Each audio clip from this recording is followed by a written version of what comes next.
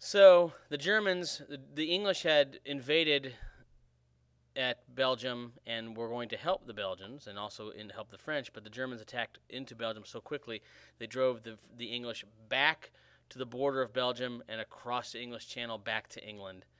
Um, and when they invaded France, it only took 1 month, merely 1 month. In the entire World War I, the Germans had tried to reach Paris and came to the outskirts of Paris before the Americans came and helped repel them.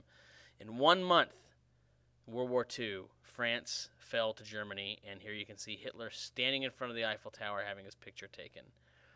French government flew out of France and operated from England. The government in England that worked with the Germans was called the Vichy government, and it was a puppet government set up by Hitler. The military for France still worked in the French colonies, mostly in Africa. In fact, when America invades Europe through Italy and Sicily from Africa, they bring the French with them. Charles de Gaulle is their leader.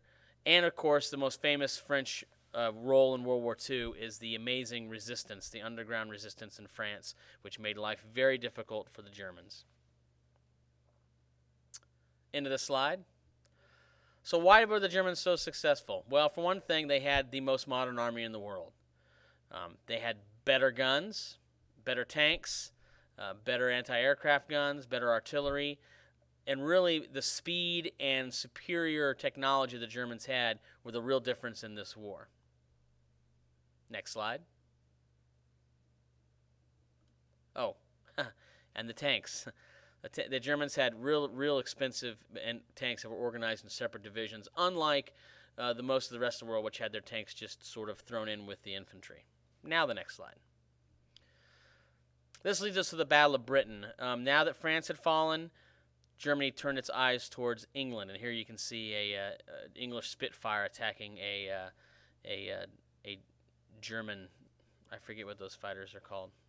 But Britain's navy was the largest navy in the world. There was no way for the Germans to get across the English Channel. They didn't have a huge navy at this time. But they wanted to control the air, so they attacked England by air.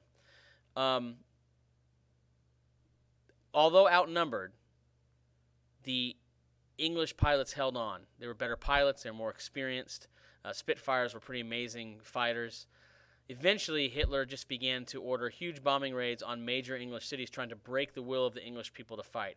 They bombed London. They bombed Manchester. They bombed Liverpool. It didn't work, though. They were outnumbered by bombers. The alarms would go. They sent their children off to other parts of the world, sometimes to the countryside of England, to be safe. You never know when the bombs were going to fall. You never knew where the bombs were going to fall when the air raid sirens went out. But England refused to give up. This was the first real battle that Hitler could not win.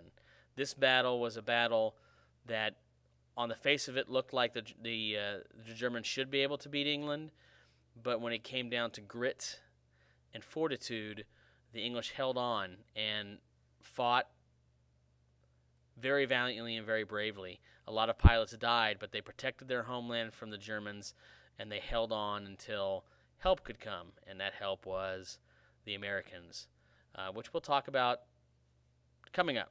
Coming up, we'll talk about that. But that is the end of this lecture.